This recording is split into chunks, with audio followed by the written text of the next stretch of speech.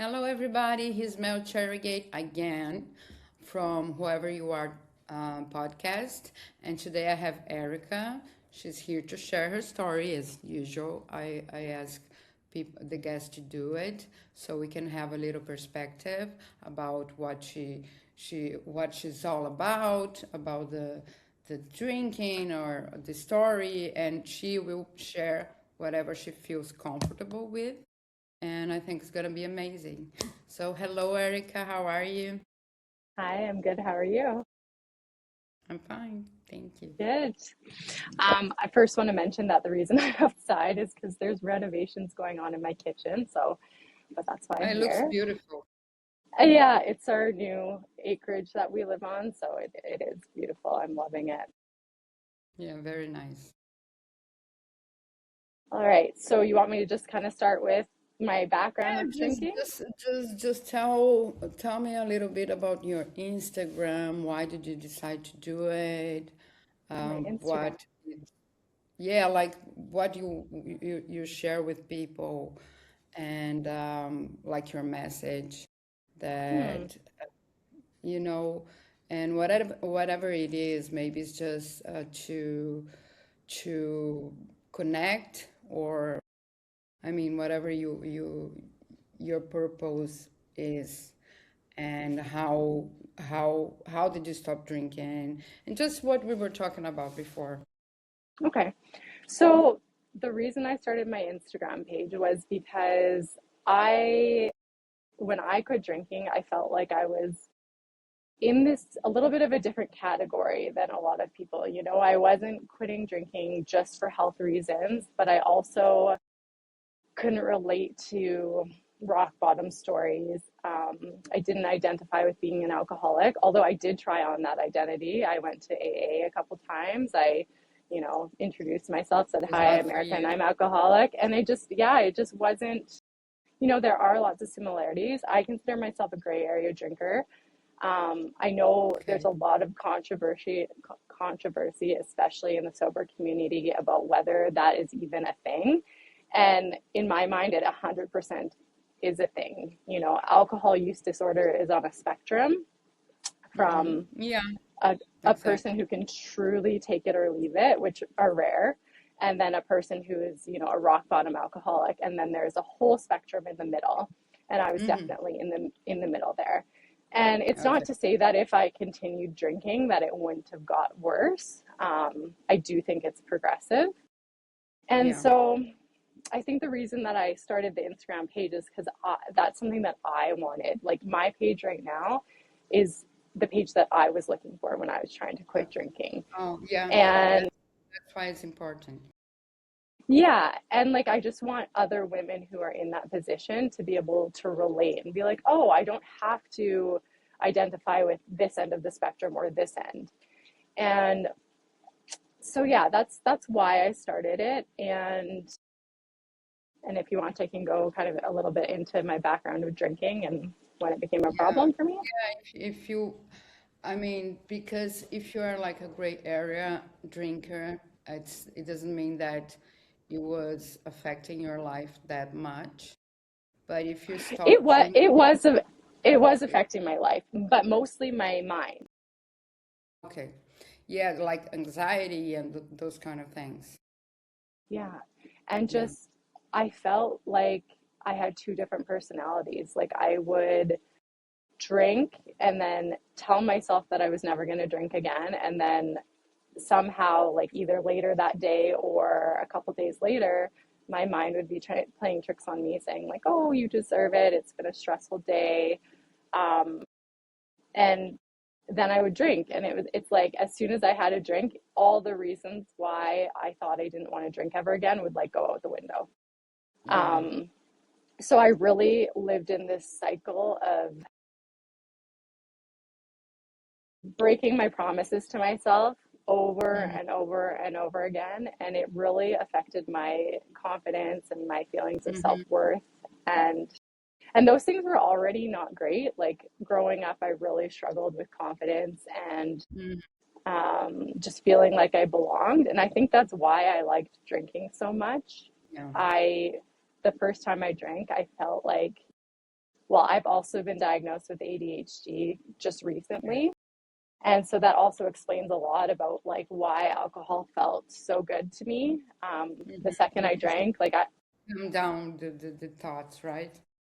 yes, exactly. Like I always felt like a prisoner in my own body and in my own mind. I wanted to be this confident, outgoing, happy person, but I just wasn't. And I just really didn't like that. And drinking, Oh my um, God. my, my, my negative self-talk was always really bad. And I'm not sure where that came from. Like I had a pretty good childhood. I had good parents. And so I'm not sure why I was like that.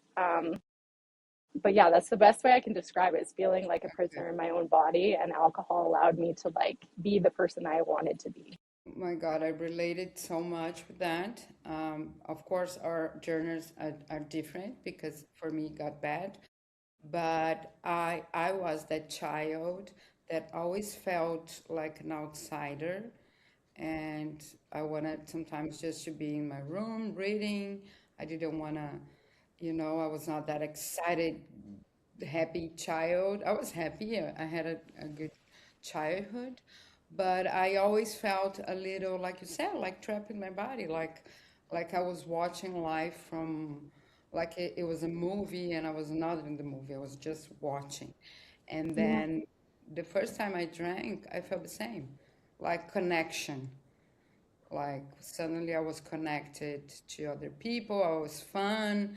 I was funny. Or at least I thought I was. Yeah, that's the problem. And for me it was very progressive because 30 into my 40s I I thought it was okay.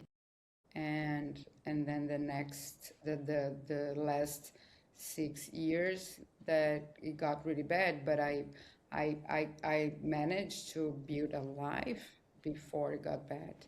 No, I got married, I had a child, I was painting, um, I was working and still drinking every day with my husband, but not that much.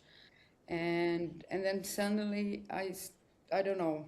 I think it was like they say progressive, but even though I had to go to rehab 3 times and relapsed a lot, I still felt uneasy when I had to sit and say, "Hi, Mel. Hi, I'm Mel. I'm an alcoholic."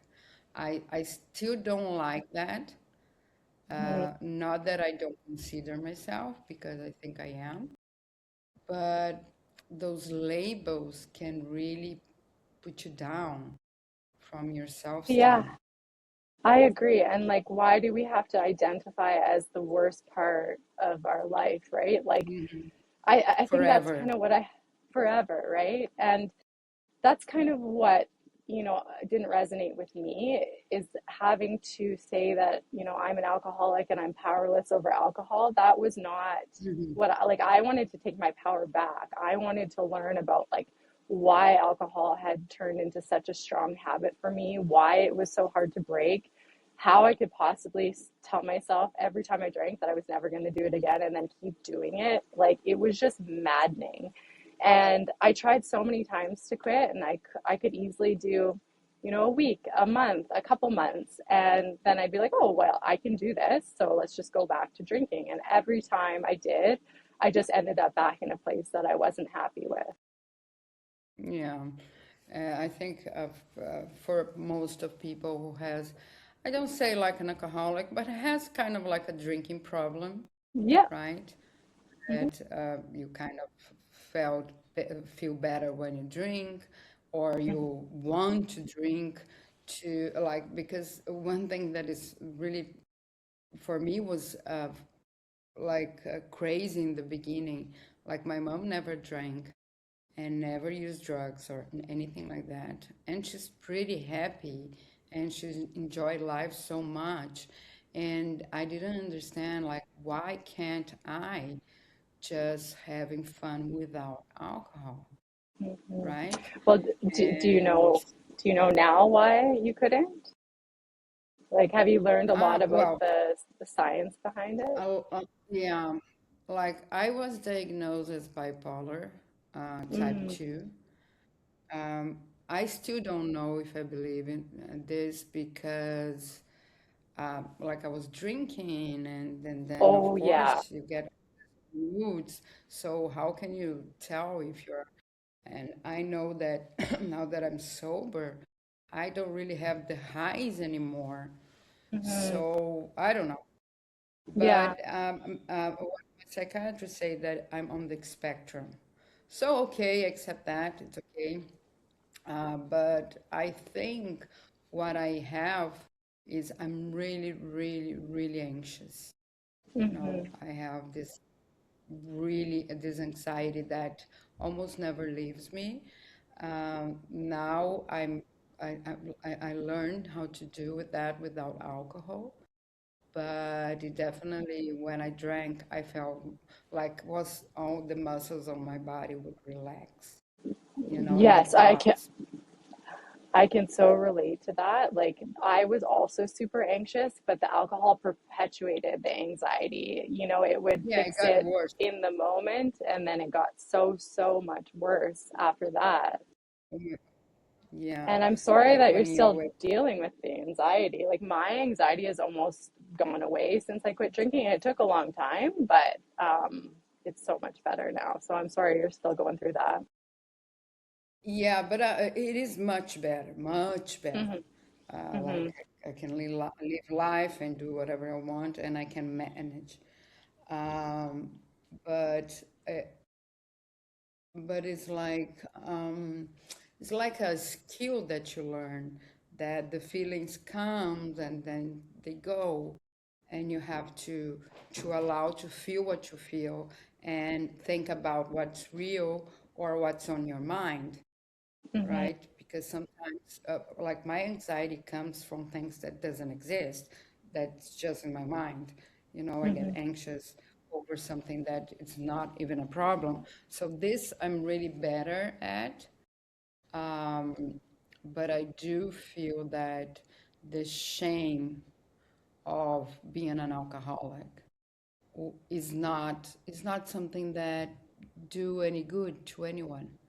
Hmm. Um, that's why I never really got to into AA. I went to meetings, but it really wasn't for me, and I know it helps a lot of people. Hmm. But for me, I felt bad after, you know. Yeah, no, I agree.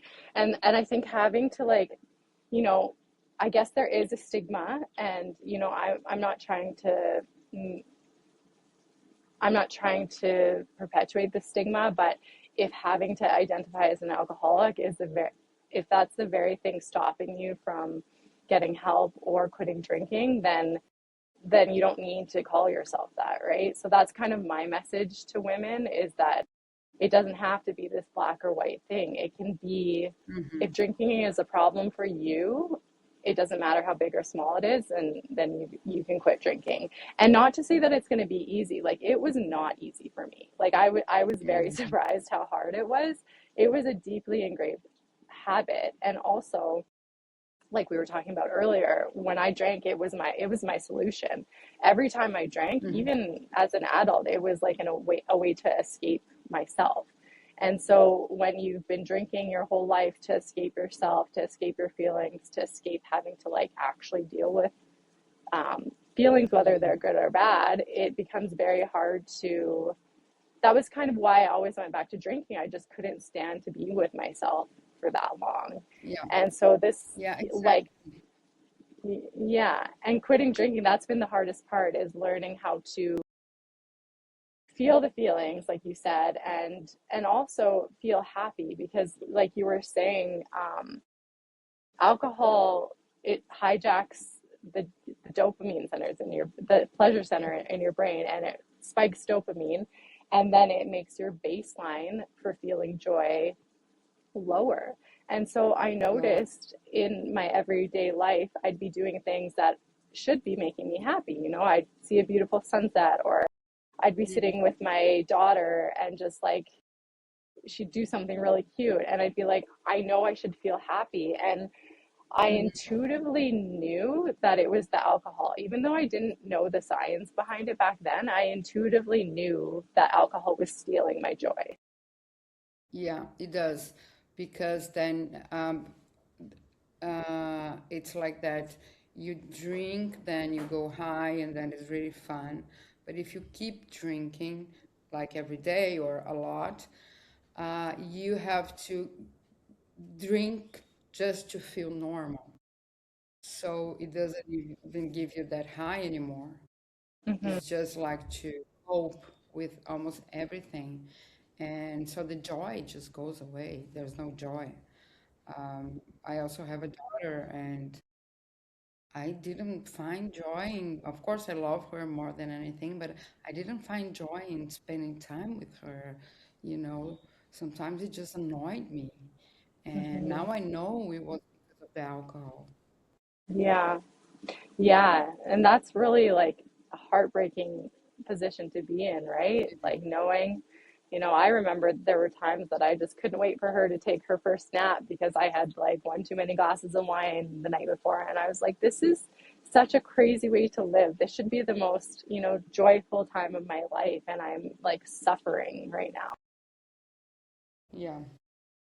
Yeah, and it takes time to identify as, oh, maybe it's my drinking, right? It Hmm. takes time to sometimes you just think you're depressed, but it's the alcohol that you're being consumed because it's a poison, right? And and if it's our body get so used to that the dopamine is gone. And I think for all addictions, it's not just alcohol, right? Even like Yeah. sex addiction or food addiction is that dopamine high that you get at the time, and but then start to kill all of the good things in your life. It it doesn't only numb the bad things, but it numbs the good things. That's the Yeah. problem, right? Yes, 100%. And I Yeah. find these days not drinking, things you're never going to get that high like you had when you were drinking. And I think that's a really, hard reality people need to accept is that I think lots of people want sobriety to look like their old life just without alcohol, but it really isn't Yeah, like that, It's a lot more steady, a lot more calm. You have to look for the yeah, joys in and life. you exactly, and you have to grieve because the person that you were when you were drinking is not really here anymore, right? Hmm. Hmm. So there is like a grief on the process, like For sure. to party or to have fun, and but I do think people that can overcome an addiction are the strongest people because it's really hard. Hmm. Yeah, I agree. And I Yeah. think it gives people a really nice perspective, because sometimes you need to be low to see how joyful things. Like I remember when my joy finally started coming back, and it took a while. It took about 3 months. Like I'm not sure because I'm not a doctor or scientist, but I have decided for me that the dopamine spike was very high and the crash was very low because Mhm. I would get that high, and then 20 minutes later, after one drink, I would feel lethargic, unmotivated, just really, really bad. And so having one drink was always like a terrible idea. So I would have another one to feel better. And um, And there you so go. anyway, yeah. So, but to get my dopamine levels back to normal and to start feeling joy again, it honestly didn't happen for about 3 months, 3 or 4 months. Yeah. And so I think that's why a lot of people give up because they don't drink for a couple months and they're like, is this it? Is this what it's like to Yeah, that's be sober? all life have to offer, right? And Yeah. yeah, there is this feeling for me, especially when I relapsed. Uh, I was doing treatment, so I was informed that I shouldn't drink, and then I should do that I should exercise, that I should not go to bars in the beginning. But I, I just one day decided, okay, I don't care, I'm gonna drink again, Mm, and then just went straight down. It was I didn't have the time like I thought I would have. Like I'm gonna have some fun, and then I stop. No, I could not no. stop anymore. And then Hmm. I really had to make a decision. It was really about a decision. And I'm an artist, and I had completely lost my art practice because of drinking. Because who feels like painting when you're drunk? Well, there's a lot of famous painters that were alcoholics, actually, but in Yeah. my case, it didn't. I couldn't. Like I didn't Hmm. feel connected to myself. And if I tried to do something, maybe I would think it was being great, and then I would wake up in the next day and I looked and said, "Oh my God, this is bullshit." And so I think my first step for for finding joy again was to come back to art school, Hmm. and then be around that environment that I always loved so much. And then little by little, I started to feel more comfortable with myself. Yeah. So I now love to what you be said able to about do that. not feeling. Sorry, go ahead and finish. No, no, no, please say it. I was just gonna say I love what you said about not feeling connected to yourself because I can totally relate to that. Like I felt like the me that I was supposed to be and that I wanted to be, and my values and my passions was over here, and I was just over here living this mediocre life, not being able to access that person that I wanted to be. And Yeah, it really is heartbreaking that alcohol can do that. yeah, you feel empty inside. Yeah. It's like there's no one there, right?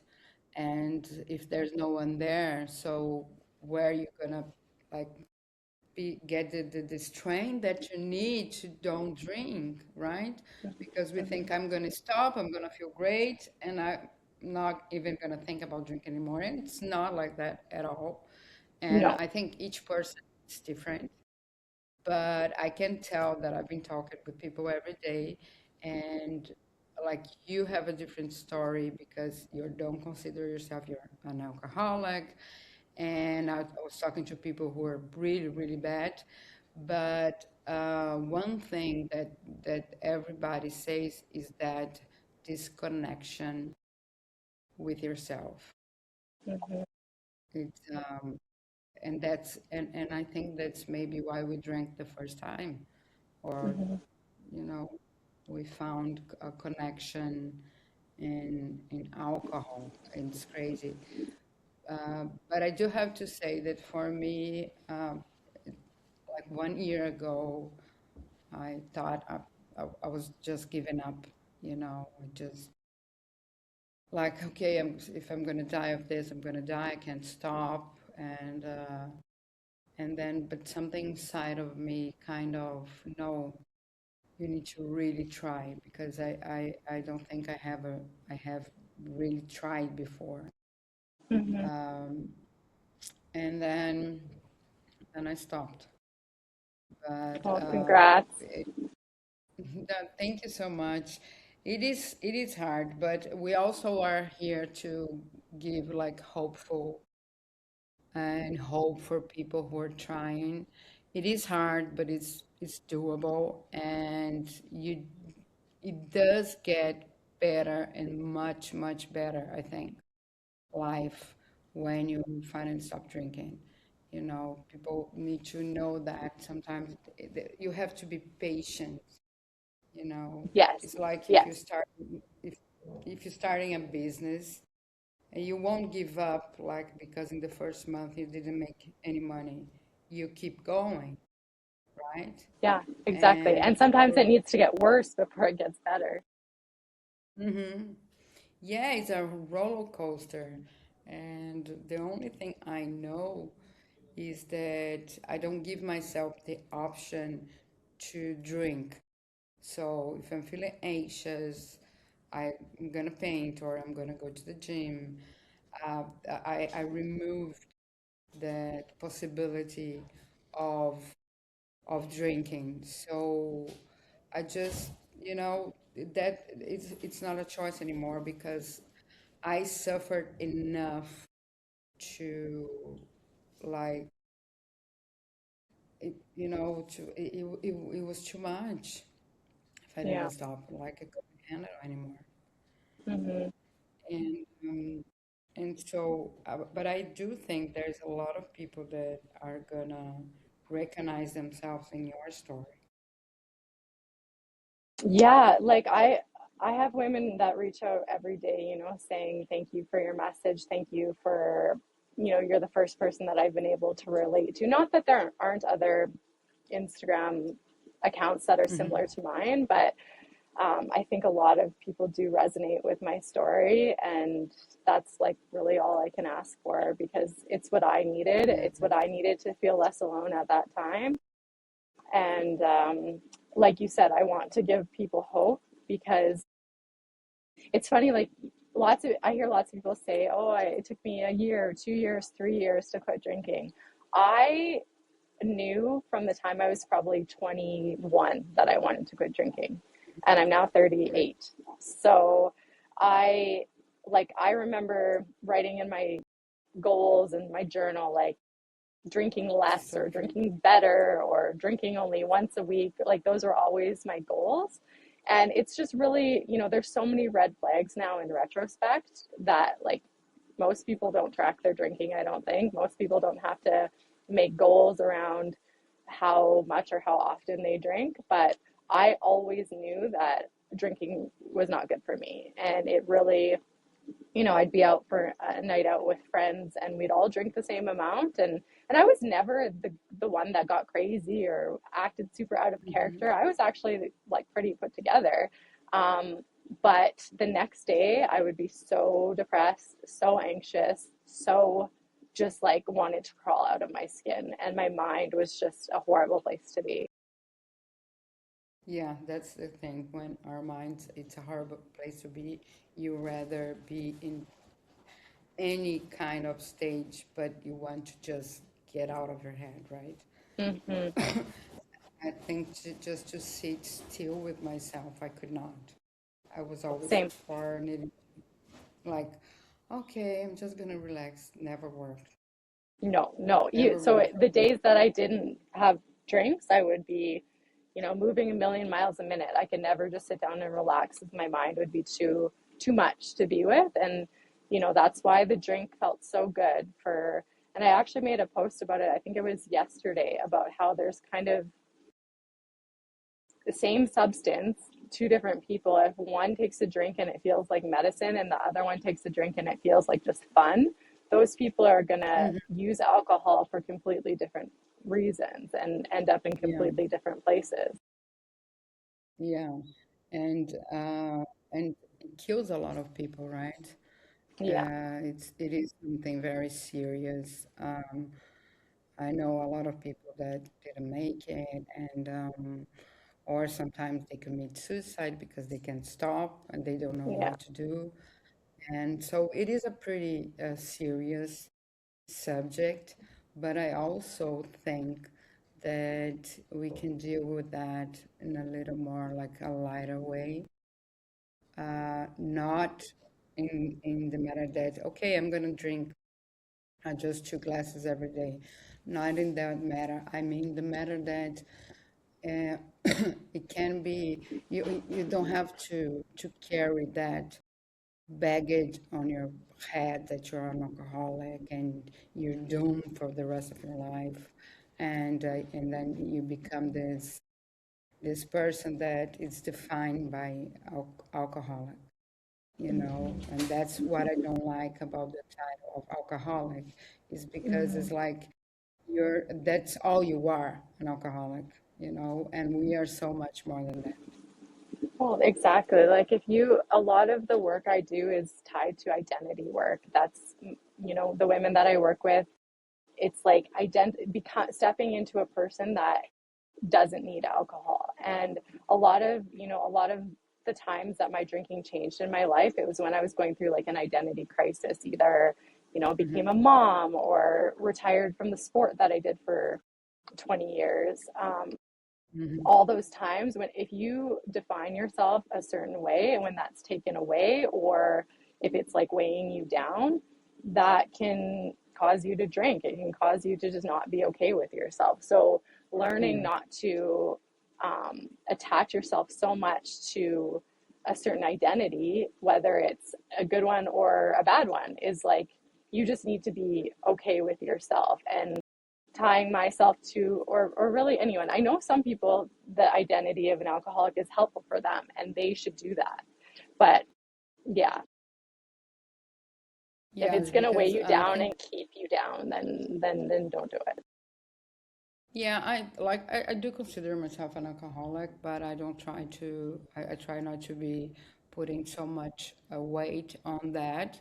It's like I Hmm. know I can't drink and Mm-hmm. I'm an alcoholic, but it doesn't have to be all I am, Yeah. because Yeah, like let's think you about the know, future. Let's move forward instead of yeah, spending so let's much talk time about the looking backwards. recovery part also. Mm-hmm. Yeah, I do think it's helpful to share the bad stories, but I think we should focus on the hope, Mm-hmm. and that's what I want. I want, especially because I felt that, the Instagrams or the podcasts that are very famous, but they only interview like famous people.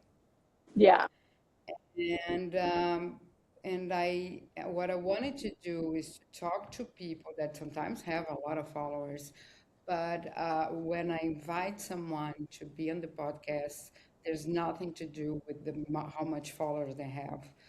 Mm-hmm. I have like 100 followers, then 100,000 followers. I like it's about the journey and how many different journeys I can share, so all the people can resonate with that, not just one, you know. Yeah. And I love that. How long have I you been doing this? oh, so little time, girl. It's Oh, just like, yeah, like it's crazy. It was like I think 2 months ago. good for you. I was telling the other girl that I was interviewing that I was watching Mel Robbins, and and I thought, wow, that must be a cool job, to interview interesting people. But of course, she only interviewed like doctors and famous people. But I said, but I can do it with regular people that Mm-hmm. have beautiful journeys. And I think maybe the average people help even more who are struggling. Because if you see someone is famous, you relate it, but you don't relate it that much, right? So, yeah, so that's what I want to do. And it became really big very fast. I'm really happy about it because you can find a purpose and and sharing my story took a lot of my shame away. Yeah, yeah, and it does, and makes you feel Yeah. less alone. And I think the more you talk about it too, the more it kind of just, like you said, it just kind of lifts and becomes less shame, less, you just don't need to carry it around anymore. And like we said, let's focus on moving forward and all the good Because that's it's going to not come. worth it. It's Yeah. not worth it, right? So, one last question that I always ask is, what would you say for someone who are like watching the podcasts and seeing our profiles, but just uh, can can't stop yet? Like, do you have like any tip, like, um, I don't know, just something Yeah, that an advice or something like that. yeah. I mean, my biggest advice is to just keep going because keep trying different things. I think people get so caught up in, I get messages like this all the time. I've tried everything, I can't quit. And it's like if you actually sat down and wrote down 100 different things that you could try, and I'm talking like really outside of the box, like Hmm. join Yeah. a dance group, go on a trip Hmm. with like some sober people, um, Yeah, go just to a like things like retreat or that. Yeah, really anything. Go join a hiking club, like just anything to get you outside of your comfort zone. Your brain loves novelty, and that's what alcohol kind of um, yeah. temporarily and falsely does for you. So try to just, make your life different and cool, take a different route home, buy a different book, like really just Hmm. try to stop and look at a flower. Like, have you ever actually looked at a flower and how intricate it Hmm. is? Like, try to be present, try to look for the joy in all the little things, and find a really deep why. That's my other suggestion. Not just like, Yeah. I'm tired of being hungover or I'm tired of not showing up 100%. Like, You need, go really deep yeah. and find a why that is so important to you and just like think of it It every needs day. to be it needs to be bigger than just, oh, I don't want to be hangover anymore. Your reason why needs to be bigger so you can stand the first months like that's why I'm doing that, right? Yeah. Yeah. Oh, Erica, it was so nice to have you, and It was I love nice to talk to talking you. to you. Thank you so Thank you much for so joining much. Thanks for having and me, and I'll talk to you soon. for it was a Okay, pleasure. So bye. when I'm posted, then I'll let you know. Okay? Okay, Bye okay, bye. bye.